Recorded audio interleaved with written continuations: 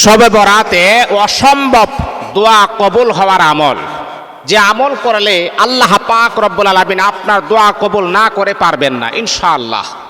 কারণ আমরা হচ্ছে আল্লাহ পাকের বান্দা, আমরা হচ্ছে আল্লাহ পাকের গোলাম, আর আমাদের মনিব, আমাদের স্রষ্টা, আমাদের মালিক হচ্ছেন আমার রব, আমার আল্লাহ। আর যার কাছ থেকে আপনি নিবেন, মনে করেন একজন ভিক্ষুক যখন আপনার কাছে এসে বলে ভাই আমাকে কিছু ভিক্ষা দেন, আপনি দেখবেন যে ভিক্ষুকের ঢং একটু নরম হয়, বা মানবতা বা মুতাওয়াজি বিনয়ী যত নরম হবে, তাকে মানুষে দেখবেন দান সাদকাও বেশি করে, কেমন তাই না? আর আপনার যদি মনে করেন ঢং যদি না জানেন, আপনার বিনয়ী যদি না থাকে, আপনি যদি ভিক্ষা চান, তাহলে আপনাকে মানুষ আরো বিভিন্ন রকমের মন্তব্য করবে এবং কথাবার্তাও বলবে। ঠিক তদ্রূপভাবে আমার আল্লাহ পাক রব্বুল আলামিনের কাছ থেকে আপনি চেয়ে নেবেন, অবশ্যই আপনার চাওয়াটাও এমনভাবে চাইতে হবে যাতে করে আমার রব সন্তুষ্ট হয়ে আপনাকে যেন আমার আল্লাহ দান করে দেন। এই জন্যে বাবা বন্ধুরা আমার, শবে বরাতের রাত হলো বড় সুন্দর একটি, বড় গ্রহণযোগ্য একটি রাত, যে রাতের আমল আল্লাহ পাক রব্বুল আলামিন অত্যন্ত বড় পছন্দ করেন, আমার আল্লাহ খুশি হন। এই রাতটা হচ্ছে এমন একটি রাত, হাদিসের ভিতরে আসছে ইনাস সামাঈদ দুনিয়া, আল্লাহ পাক রব্বুল আলামিন ওই সময় আমার আল্লাহ প্রথম আসমানে চলে আসেন। ইলাস সামাঈদ দুনিয়া মানে দুনিয়ার আসমানে চলে আসেন। আসার পরে আমার আল্লাহ বলেন, ফায়াকুলু আলা মিন মুস্তাগফিরিন ফাআগফিরুল্লাহ, ও বান্দা তুমি যদি গুনাহগার হও, তুমি যদি অন্যায় করো, অপরাধ করো, আমি আল্লাহর কাছে চাও, আমি আল্লাহ অবশ্যই অবশ্যই তোমার অন্যায় অপরাধগুলাকেও আমি আল্লাহ ক্ষমা করে দিব। এই আমার বান্দা, ও আমার বান্দা, আকাশ থেকে নিয়ে জমিন পর্যন্ত তুমি গুনাহ করেছ, তুমি অন্যায় করেছ, অপরাধ করেছ, এত জঘন্যতম গুনাহ করার পরে যদি আমি আল্লাহ পাক রব্বুল আলামিনের কাছে যদি সাহায্য প্রার্থনা করো, আমি আল্লাহ কখনোই কখনোই কখনোই তোমাকে খালি হাতে ফেরত দিব না রে বান্দা। তুমি যদি চাওয়ার মতো চাইতে পারো, আমি আল্লাহ অবশ্যই অবশ্যই তোমার চাওয়া পাওয়াকে আমি আল্লাহ পূরণ করে দিব। ও আল্লাহ তাআলার বান্দা, এই জন্যে শবে বরাতের রাতটা হলো বড় গুরুত্বপূর্ণ রাত। এই রাতে কখনোই আমল করতে কখনো ভুল করবেন না। তাহলে আমি আপনাকে বলবো, বাবারে, এই শবে বরাতের রাত যখন চলতেছে আপনি আমল শুরু করেন। জীবনের অনেক কিছু চাওয়া আছে, জীবনের অনেক কিছু পাওয়া আছে, কারণ আপনি অনেক দোয়া করতেছেন, আপনার দোয়া কবুল হয় না। আজকের যে রাত এমন একটা গুরুত্বপূর্ণ রাত, আপনার কাছ থেকে যেন কখনোই কোনোভাবে যেন বিদায় যেন না হয়ে যায়, এই দিকে অবশ্যই আমাদেরকে ফোকাস রাখতে হবে, খেয়াল রাখতে হবে। শবে বরাতের রাত্রিতে বেশি বেশি নফল ইবাদত করবেন। আমার নবী করলেন, আম্মা আয়েশা সিদ্দিকা রাদিয়াল্লাহু তাআলা আনহা আল্লাহর হাবিবকে বললেন, ইয়া রাসূলুল্লাহ, ইয়া হাবিবাল্লাহ, ওগো আল্লাহর নবী, রমজান মাসে পরিপূর্ণ মাস আপনি রোজা রাখেন, রমজানের পরে একটি মাস আমি দেখলাম যে এই মাসে বেশি আপনি রোজা রাখেন, সেটা হলো শাবান মাস। আমার নবী বলেন, আয়েশা রে, শাবান মাস আমি রাসূলের মাস, কারণ শাবান আমি রাসূল বলেছি, শাবানু শাহরি ওয়া রমাযানা শাহরুল্লাহ, শাবান হচ্ছে আমি নবীর মাস, আর রমজান হলো আল্লাহ পাকের মাস। ও বন্ধুরে আমার, যেই জিনিসের নিসবতটা গুরুত্বপূর্ণ জিনিসের সাথে হয়, তার সম্মান মর্যাদাও আমার আল্লাহ বাড়ায়া দেন। কেমন বাড়ায় দেন আপনি দেখেন। মনে করেন পৃথিবীতে অনেক মসজিদ আছে না? অনেক মসজিদ, এই যে এই জুমার মসজিদে নামাজ পড়লে 50 গুণ বেশি সওয়াব হয়। আর যদি আপনি মসজিদে নববী, যে মসজিদের সম্পর্ক রাসূলের সাথে, রাসূলের মসজিদ, নবীর মসজিদ, এই মসজিদে যদি আপনি 1 রাকাত নামাজ পড়েন, মতান্তরে 50,000 রাকাতের সওয়াব আমার আল্লাহ আপনার আমল নামে দান করে দিবেন। তাহলে এই জন্য বাবা, গুরুত্বপূর্ণ জিনিসের নিসবত যখন গুরুত্বপূর্ণ জিনিসের সাথে হয়, তখন তার সম্মান বেড়ে যায়। আর এই মাস হচ্ছে শাবান মাস, যার ব্যাপারে আমার রাসূল বলেছেন, এই শাবান হচ্ছে আমি রাসূলের মাস, আর এই মাসে যদি আপনি বেশি ইবাদত করেন, আপনি বেশি সওয়াবের মালিক হয়ে যাবেন। এই আমার বন্ধুরা আমার, কি আমল আপনি করবেন? এই আমলগুলা করার পরে যদি মালিকের কাছে আপনি দোয়া করেন, আমার আল্লাহ কখনো খালি হাতে ফেরত দিবেন না।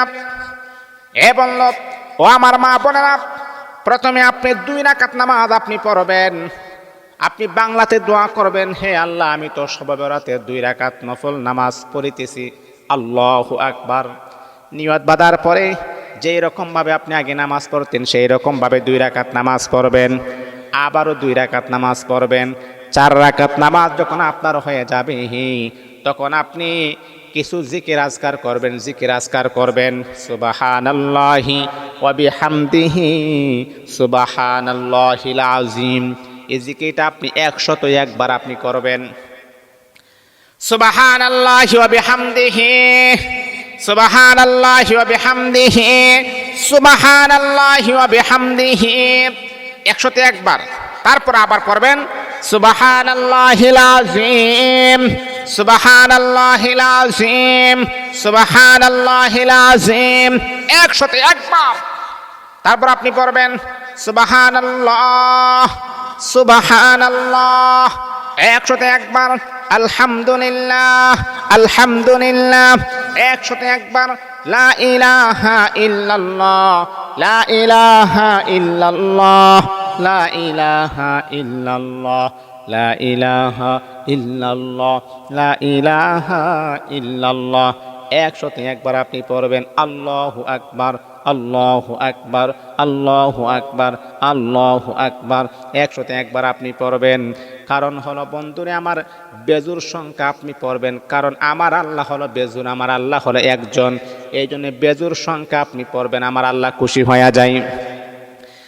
বন্ধুরে আমার এই জিকির গোলাপ যখন আপনি পড়বেন একমাত্র শুধুমাত্র কেবলমাত্র আল্লাহ পাক রব্বুল আলামিনকে সন্তুষ্টর জন্য আপনি পড়বেন। আল্লাহ আমার গুনাহ বিশাল হয়ে গেছে, আমি বড় গুনাহগার, আল্লাহ তোমার নাম তো গাফফার, তোমার নাম তো রহমান, তোমার নাম তো রহিম। আল্লাহ আমি বড় অন্যায় করেছি, অপরাধ করেছি, আমার গুনাহের দিকে না তাকাইয়া আল্লাহ আজকে শবে বরাতের রজনী, আল্লাহ তোমার কাছে আমি পানাহা চাই, তুমি আমাকে মাফ করে দাও, আল্লাহ তুমি আমাকে ক্ষমা করে দাও। এইরকমভাবে যখন আপনি দোয়া করবেন আমার আল্লাহ অবশ্যই অবশ্যই আপনার মনের আশাগুলো আমার আল্লাহ কবুল করে নিবেন। এই জন্য বাবা এইরকমভাবে আপনি দোয়া করবেন, দেখবেন ইনশাআল্লাহ আমার আল্লাহ আপনার মুনাজাত আপনার দোয়া আমার আল্লাহ কবুল করবেন। কারণ বাবা মনে রাখতে হবে এই শবে বরাতের রাত, এই রাত্রটা হচ্ছে ভাগ্য রজনীর রাত, এই রাত্রিতে আল্লাহ পাক আপনার ভাগ্য নির্ধারণ করে দিবেন। এই 1 বছরের ভিতর আপনি কি পাবেন এবং কি পাবেন না সেই বিষয়টা আমার আল্লাহ লিপিবদ্ধ করে দিবেন, সেই বিষয়টা আমার আল্লাহ দিবেন। আল্লাহ পাক রব্বুল আলামিনের হাবিব বিশ্বনবী আয়েশাকে বললেন, আয়েশা ওই রাত্রিতে আল্লাহ পাক রব্বুল আলামিন মালাকুল মাউত আজরাইলের হাতে কিছু মানুষের নামের তালিকা প্রকাশ করা হয়। আম্মা আয়েশা বলে, ইয়া রাসূলুল্লাহ, ওগো আল্লাহর নবী কেন তাদের নামের তালিকা প্রকাশ করা হয়, কোন কারণে তাদের নামের তালিকা প্রকাশ করা হয়? আম্মা আয়েশার এই কথার জবাবে আল্লাহর হাবিব বলেন, আয়েশা রে, যাদের নামের তালিকা মালাকুল মাউতের হাতে দেওয়া হয় ওই সমস্ত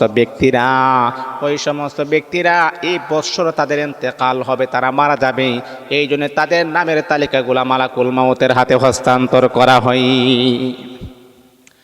ও যুবক ভাইয়েরা আমার, ও আমার পর্দার আড়ালের মা বোনেরা, আপনি নিজেও জানেন না যে আসলে কি মালাকুল মাউতের হাতে আপনার নামের তালিকা চলে গেছে কি গেছে না।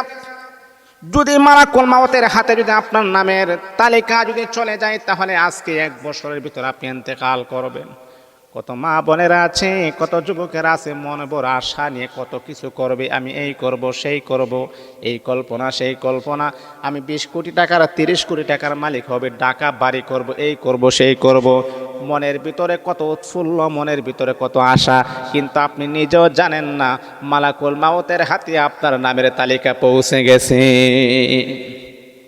আয়েশা এই জন্য এই মাসে বেশি আমল করে রোজা রাখি, যাতে করে আমার মৃত্যুর সময় যেন মালাকুল মাউত বলতে পারে এই লোকটা মৃত্যুবরণ করার আগ মুহূর্তে আল্লাহ পাকের বিধান রোজা পালন করা অবস্থায় তার মৃত্যু হয়েছে। এই জন্য আমি বেশি বেশি এই মাসে নফল ইবাদত করি এবং বেশি বেশি রোজা রাখি। বাবারে বন্ধুরা রে, শবে বরাতের রাত এটা বৎসরে একবার আসে, এই রাতটাকে অবহেলা করে কাটিয়ে না দিয়ে বেশি বেশি করে আপনি নামাজ পড়বেন, রোজা রাখবেন, কোরআন তেলাওয়াত করবেন, জিকির আজকার করবেন।